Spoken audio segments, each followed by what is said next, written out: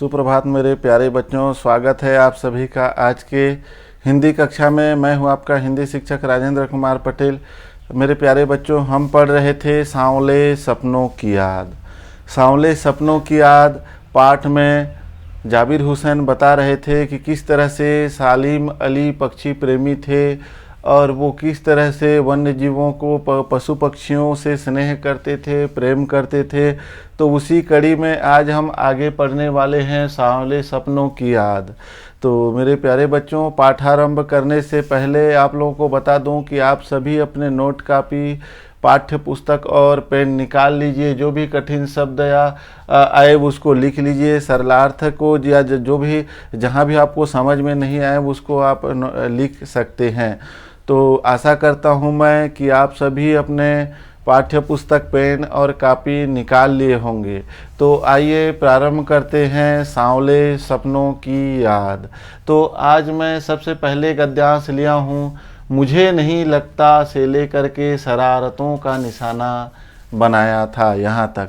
तो सबसे पहले इस अंश को मैं उचित आरोह अवरोह गति एवं लय के साथ आदर्श वाचन कर रहा हूँ। तत्पश्चात आप भी अपने घरों में इस अंश को अनुकरण वाचन कीजिएगा। मुझे नहीं लगता कोई इस सोए हुए पक्षी को जगाना चाहेगा। वर्षों पूर्व खुद सालिम अली ने कहा था कि लोग पक्षियों को आदमी की नज़र से देखना चाहते हैं। यह उनकी भूल है। ठीक उसी तरह जैसे जंगलों और पहाड़ों, झरनों और आबशारों को वो प्रकृति की नज़र से नहीं, आदमी की नज़र से देखने को उत्सुक रहते हैं। भला कोई आदमी अपने कानों से पक्षियों की आवाज़ का मधुर संगीत सुनकर अपने भीतर रोमांच का सोता फूटता महसूस कर सकता है। एहसास कि ऐसी ही एक उबड़ खाबड़ ज़मीन पर जन्मे मिथक का नाम है सालिम अली। पता नहीं इतिहास में कब कृष्ण ने वृंदावन में रासलीला रची थी और शोख गोपियों को अपनी शरारतों का निशाना बनाया था। कब माखन भरे भांडे फोड़े थे। तो आइए बच्चों, इसका शब्दार्थ और सरलार्थ सरल शब्दों में मैं आप लोगों को समझा देता हूँ। तो यहाँ पर आबशार, ठीक है, एक शब्द आया है आबशार। आबशार का अर्थ होता है निर्झर या झरना। रोमांच का सोता, रोमांच का सोता से आशय आनंदित करने वाला स्रोत, ठीक है। रोमांच का सोता अर्थात आनंदित करने वाला स्रोत। मिथक, मिथक से आशय है प्राचीन पुरा कथाओं का तत्व या जो नवीन स्थितियों में नए अर्थ का वहन करता है, उसी को बोला जाता है मिथक।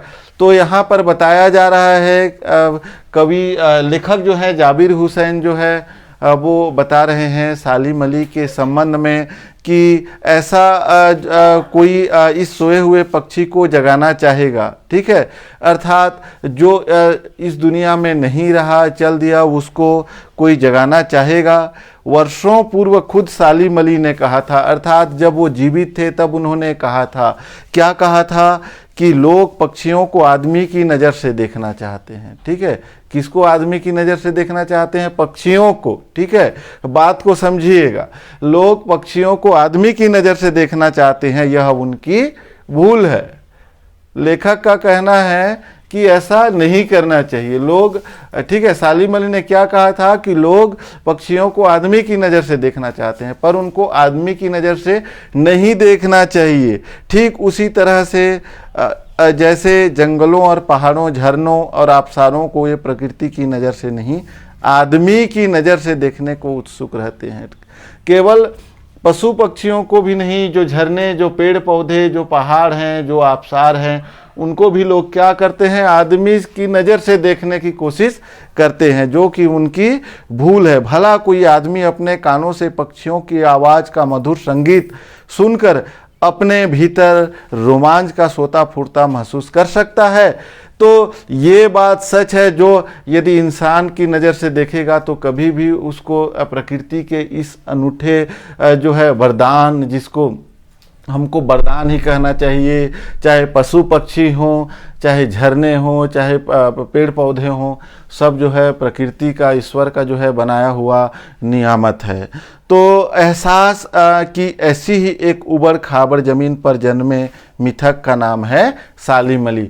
तो सालिम अली कौन है? इसी एहसास में से जन्मे मिथक अर्थात प्राचीन पुरा कथाओं का तत्व से जन्मे हुए एक ऐसे जो है व्यक्ति का नाम है जिसका नाम है सालिम अली। तो सालिम अली कौन थे अब आप जान गए होंगे, वो क्या करते थे आप जान गए होंगे। आने वाले कथा जो है पाठ प्रसंग में आप लोगों को समस्त जो है सालिम अली के संबंध में और भी बहुत सारा जानकारी बताया जाएगा। तो आइए प्रारंभ करते हैं गद्यांश दूसरा। कब माखन भरे भांडे फोड़े थे और से लेकर के जादू से खाली हुआ है क्या तक। तो इस अंश को मैं आदर्श वाचन कर रहा हूं, तत्पश्चात आप भी अपने घरों में अनुकरण वाचन कीजिएगा। कब माखन भरे भांडे फोड़े थे और दूध थाली से अपने मुंह भरे थे। कब वाटिका में छोटे छोटे किंतु घड़े पेड़ों की छाह में विश्राम किया था। कब दिल की धड़कनों को एकदम से तेज करने वाले अंदाज में बंसी बजाई थी और पता नहीं कब वृंदावन की पूरी दुनिया संगीतमय हो गई थी। पता नहीं यह सब कब हुआ था, लेकिन कोई आज भी वृंदावन जाए तो नदी का सांवला पानी उसे पूरे घटनाक्रम की याद दिला देगा। हर सुबह सूरज निकलने से पहले जब पतली गलियां से उत्साह भरी भीड़ नदी की ओर बढ़ती है तो लगता है जैसे उस भीड़ को चीर करके अचानक कोई सामने आएगा और बंसी की आवाज़ पर सब किसी के कदम थम जाएंगे। हर शाम सूरज ढलने से पहले जो है जब वाटिका का माली सैलानियों को हिदायत देगा तो लगता है जैसे बस कुछ ही क्षणों में वो कहीं से आ टपकेगा और संगीत का जादू वाटिका के भरे पूरे माहौल पर छा जाएगा। वृंदावन कभी कृष्ण की बांसुरी से जादू से खाली हुआ है क्या?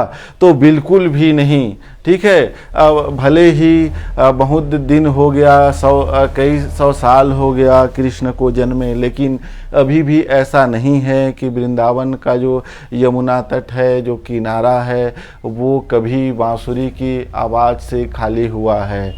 ठीक है, जो भी उनके भक्त हैं, उनके मानने वाले हैं, उसका जो आवाज़ है वो अभी भी सुनाई देता है। कहने का आशय ये है कि सालिम अली पक्षी प्रेमियों की दुनिया में, वन्य जीवों की दुनिया में वो अमर रहेंगे, अमिट रहेंगे। जिस तरह से हम भगवान श्री कृष्ण ने जहाँ रास रचा था, गोपियों के साथ जहाँ खेला करते थे, रास रचा करते थे, उसको कभी नहीं भूल सकते। उसी तरह से हम सालिम अली के जीवन से भी सीख ले सकते हैं और उनको भी कभी नहीं भूल सकते। तो मेरे प्यारे बच्चों, आशा करता हूँ कि आज का जो अंश है आप लोगों को समझ में आया होगा। इस अंश से संबंधित प्रश्न उत्तर मैं आप लोगों को दूंगा, जिस प्रश्न उत्तर को पूरा करके आपको मेरा जो व्यक्तिगत व्हाट्सएप नंबर है उसमें साझा करना पड़ेगा। तो मेरे प्यारे बच्चों, आप सभी कक्षा में सम्मिलित हुए, वीडियो को देखे, उसके लिए आप सभी को धन्यवाद।